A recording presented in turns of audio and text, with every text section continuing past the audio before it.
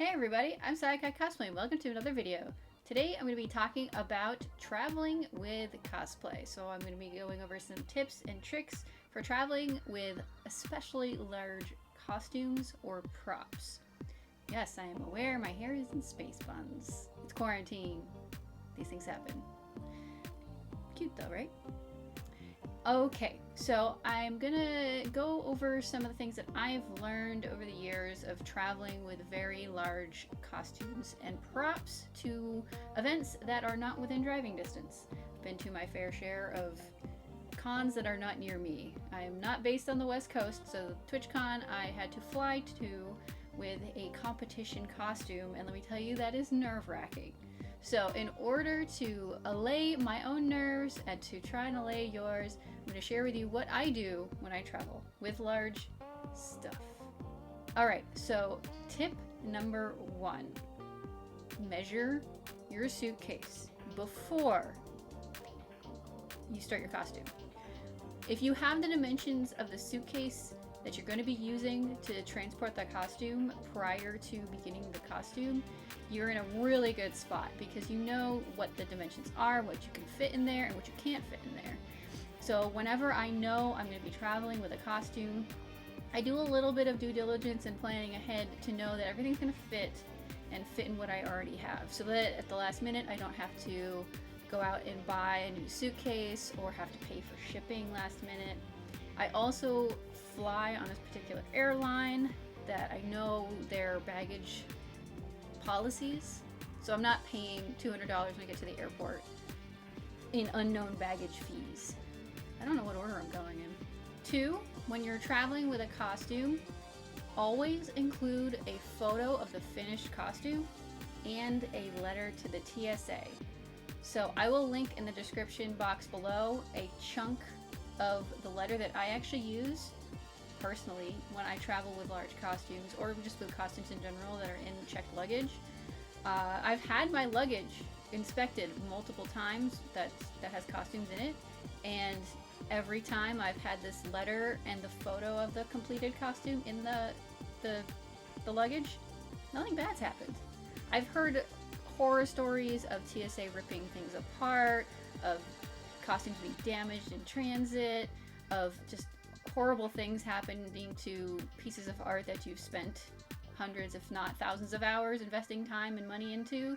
So just having a little 2-paragraph letter and a photo of the costume, I found has really helped. I've had very minimal damage occur to costumes when they've flown, and that's usually just a packing error on my part.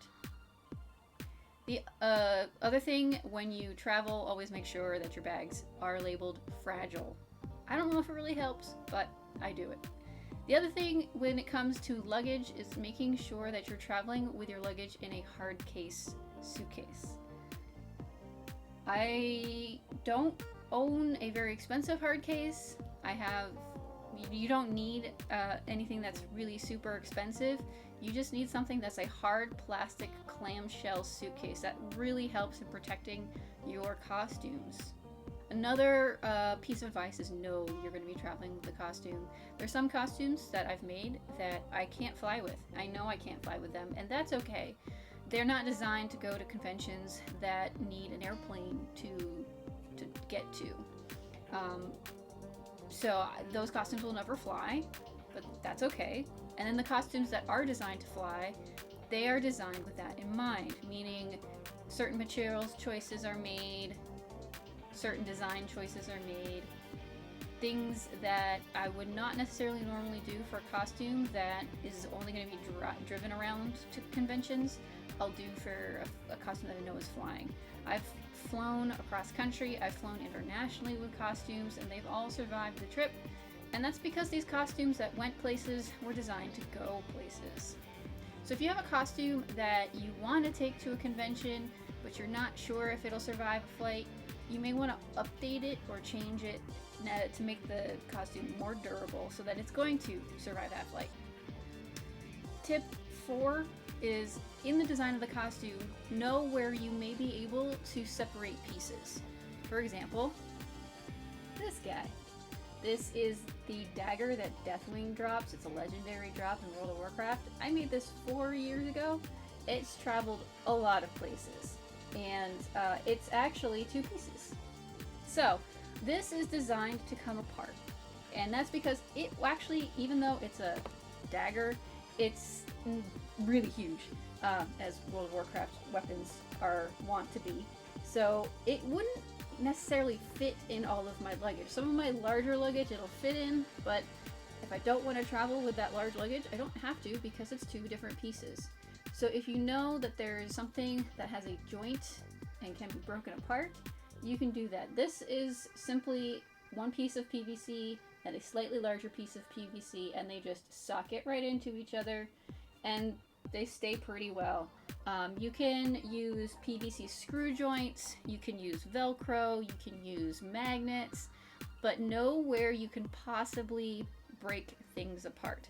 So I have traveled all the way across the country with my Heroes of the Storm Kerrigan cosplay. This was co-built a couple years ago with my friend Michelle. Her username is Zadra or Zadra Bug. She was responsible for some parts of the costume. I was responsible for others, which included the engineering of the wings and how the heck we would get wings that are approximately 6 feet tall total and 4 feet wide across the country. And we did it. We got it all the way to Anaheim, California. But in order to be able to do that, we needed to make sure that the costume would break down appropriately. So the wings are multiple pieces, and they are PVC cord and screw together. So they actually break down into much smaller pieces and then reassemble on site. It's a bit of a pain to reassemble them on site, but it can travel, and it actually traveled really well. Also, TwitchCon last year, I competed, and I brought my Magda cosplay across the country last year.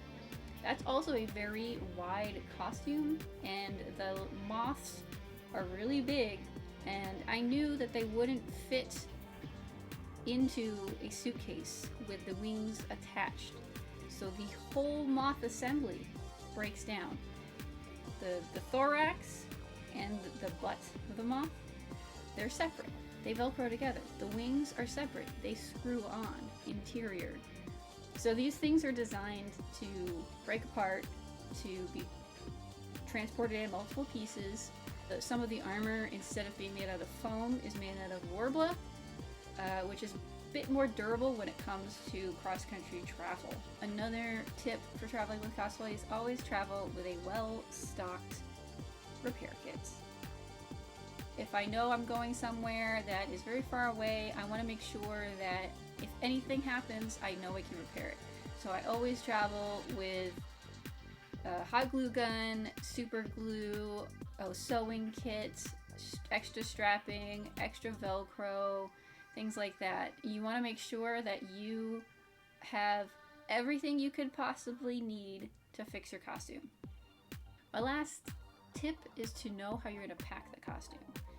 I pack my costumes with packing material or bubble wrap, and the luggage that the costumes go into, it's only the costume for the most part. I may actually use regular clothes to wrap the costume and to protect it, but I don't pack hard objects in with costume pieces that I know that are fragile. So other things that you might be bringing along, like makeup or hair products or your fix-it kit, I don't pack those in with the luggage with the costume itself. Whenever I travel with costumes, I always make sure that I have a packing list so that I don't leave pieces behind, because I have left stuff behind. Well, thanks for listening to me prattle on about things that I have learned, and hopefully they are helpful to you and your quest to travel with a large costume.